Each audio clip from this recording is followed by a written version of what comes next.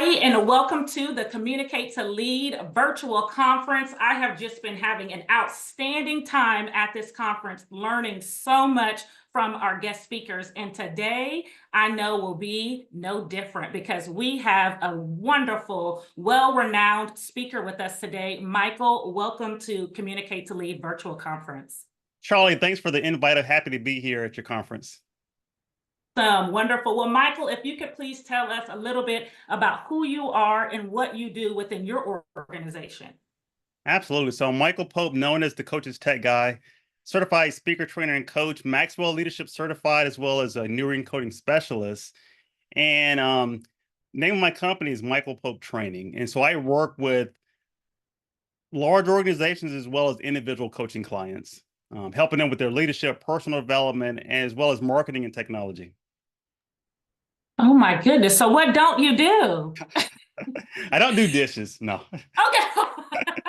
No. Hey, don't tell my wife that, right? That's awesome.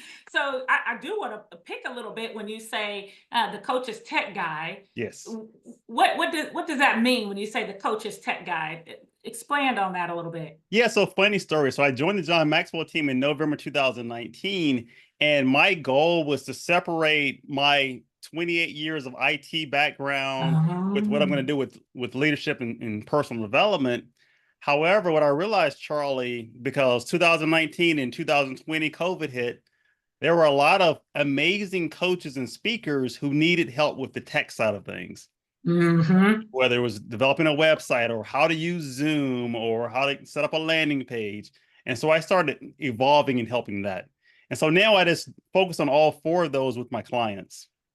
That is perfect. Yeah. Honestly, because that's something, I'll be honest, I am on like learning, and I'm like, oh, people whose tech skills are just advanced, you all are like leaps and bounds. I'm YouTubing WordPress and learning all of this coding and trying to do it. I can imagine. Yeah. You're like, yeah, I know. You all hire me and bless y'all's hearts. Okay, well, I might be calling you off this call and say, okay, the Coach's Tech Guy, help this coach. Yeah, absolutely. That's awesome.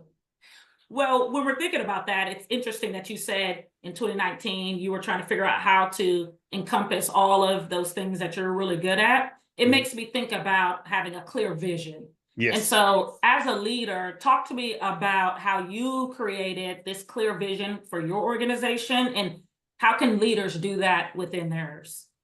Yeah, so one thing I've noticed is you have to have clarity on what your end goal is. And I love what Stephen Covey says, begin with the end in mind.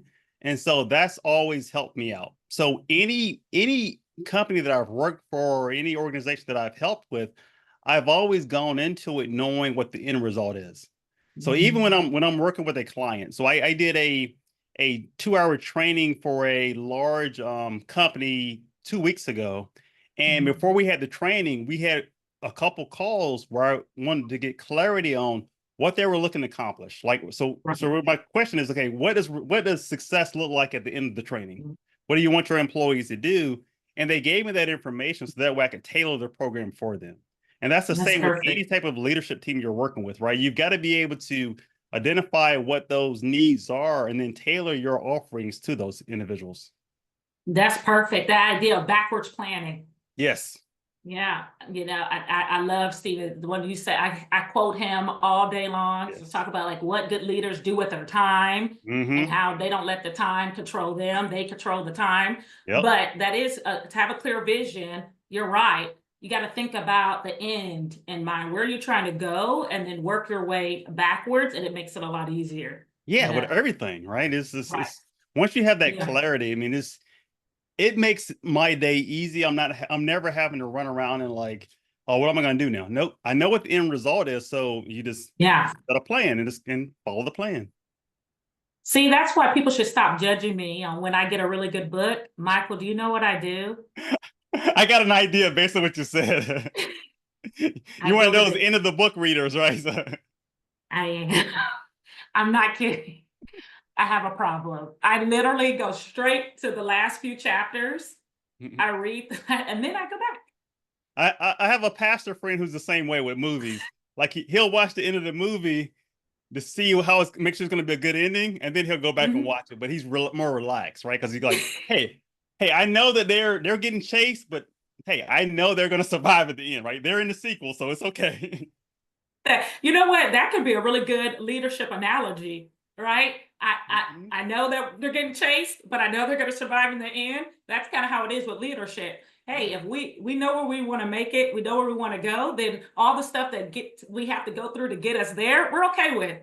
Hey, I saw that Yeah. during COVID with a lot of companies, like really good leaders, where they felt that same way. Like they knew that okay, COVID is going to go away, and we're going to survive through it. So they started putting like the companies that really thrived during COVID were Mm-hmm. companies that had that vision and they thought about okay, they Mm-hmm. said we're going to be successful, and they put plans in place, and then they Right. adapted to put plans in place to make it happen.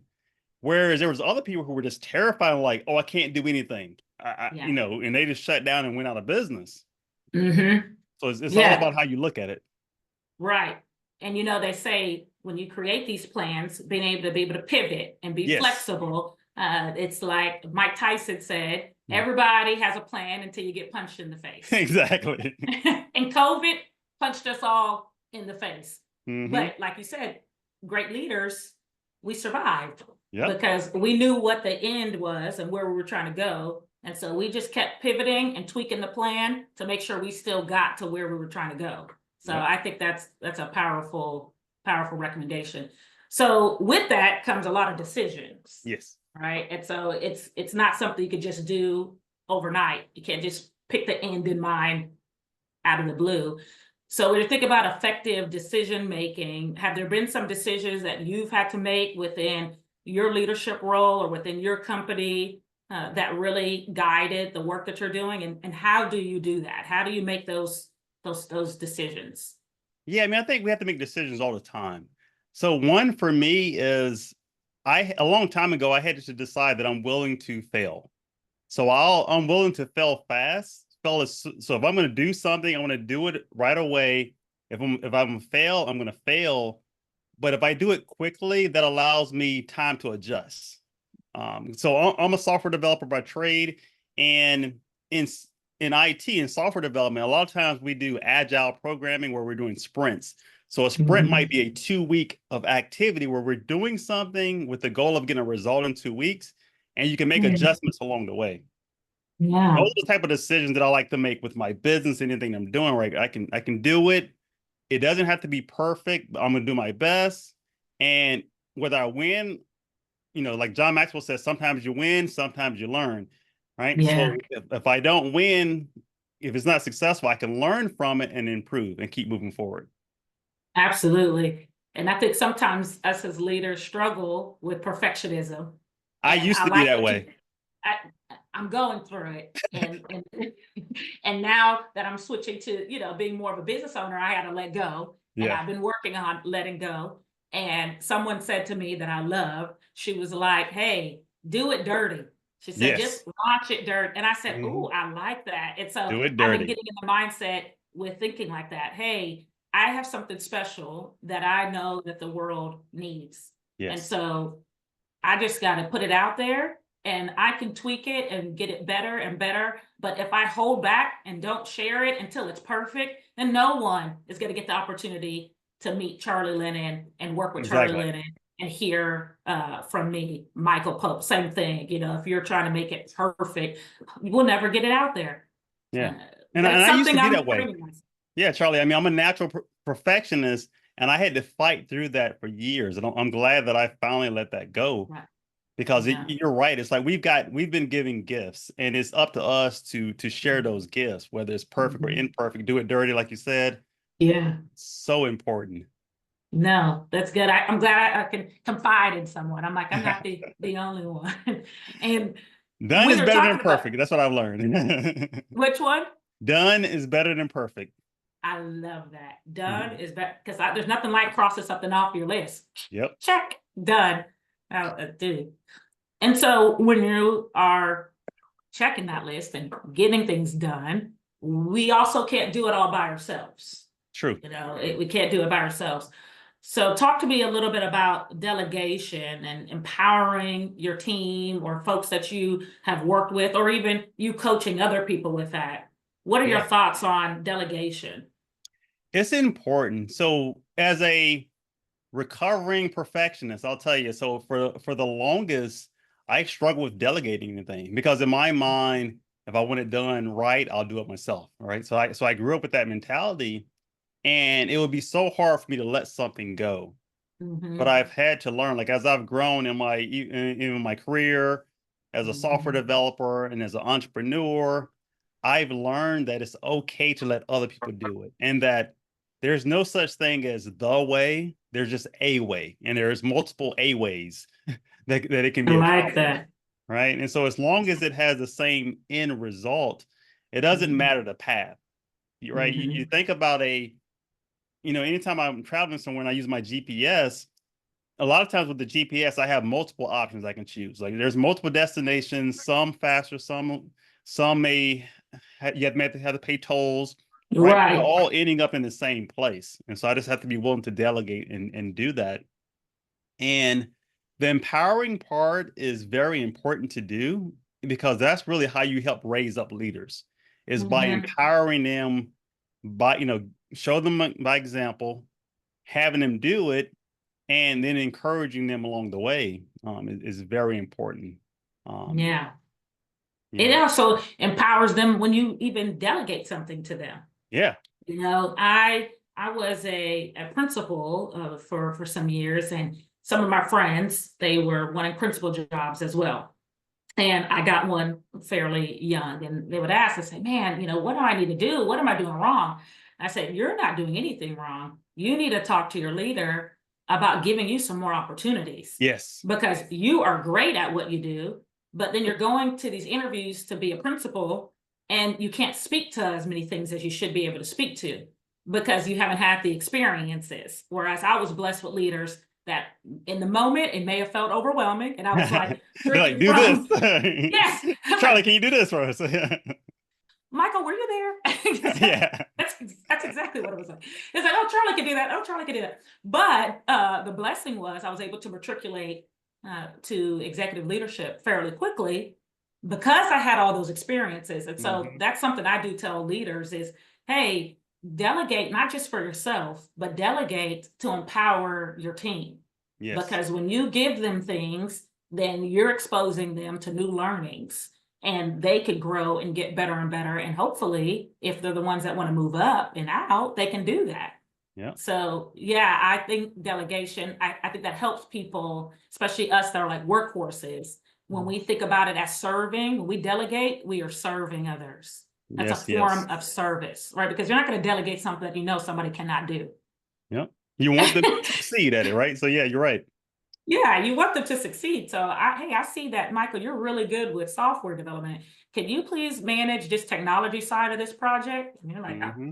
yeah, all right, I can handle that. Don't give that to Charlie. and it, and You'll that be in the and that meeting, helps go that like this. individual feel good too, right? It's like when because I know that I had that happen to me early on in my career.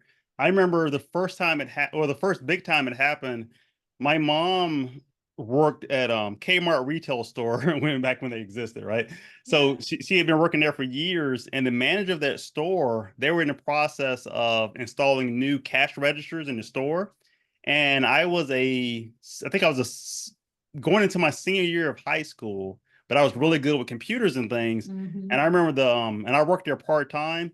And the manager came to me. He was like, "You're great with computers and things. Can you help set up the registers for us?" And he put me in charge of it as a teenager. Uh, Wow. a great responsibility. Of course, he gave me some extra money with the overtime and all that.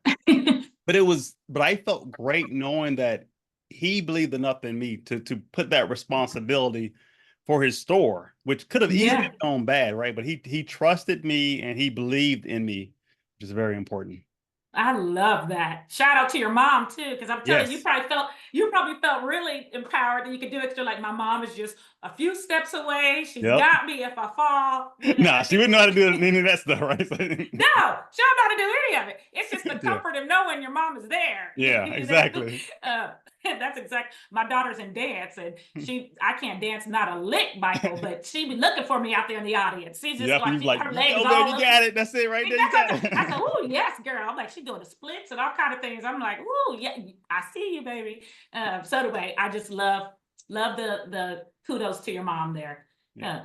Okay, well, as we kind of bring things to a close, because I'm sure that Michael, you and I could chat all day long, but there'll be more ways for you all to connect with Michael. We'll make Yes. sure you share your information before we head out here. But just as a final thought, Michael, if you're thinking about advice to give someone who is in a leadership role right now, or potentially an emerging leader, what would be your one piece of advice as our final thought for today? Yeah, so I'll speak more to that emerging leader because I never saw myself as a leader growing up until I started reading. Even though other people saw it in me, I didn't see it in myself. But so what I would say to that emerging leader is study leadership. And then really even the existing leaders, it's so important to keep studying leadership. I mean, I'm constantly reading leadership books and studying leadership because it personal development changed my life. Reading those books changed my life. John Maxwell has tons of great leadership books. I encourage you to read through them. So yeah, study continuous learning with leadership. Absolutely, which makes me excited because you're ending with continuous learning with those that have come to the Communicate to Lead conference. That's what they're doing right here, right? Yes. There's no excuse anymore. There are so many offerings out there where people can jump on and say, hey, I've got an extra 20, 30 minutes here. Let me see what Michael Pope has to say, or let me jump on here and see what Charlie Lennon is talking about. And I could just, get little nuggets from different people's experiences and encounters. So I want to say thank you, thank you, thank you for taking your time to You're welcome, come on Claire. this platform and share your experiences and your insights with us. You're quite welcome. I enjoyed my time here. It flew by like that. Awesome. Awesome. Thank you, everybody. And that is the end of our session with Michael Pope. Michael, if people would like to connect with you, please tell them how they could do so. Yeah, so you can always go to my website, michaelpopetraining.com.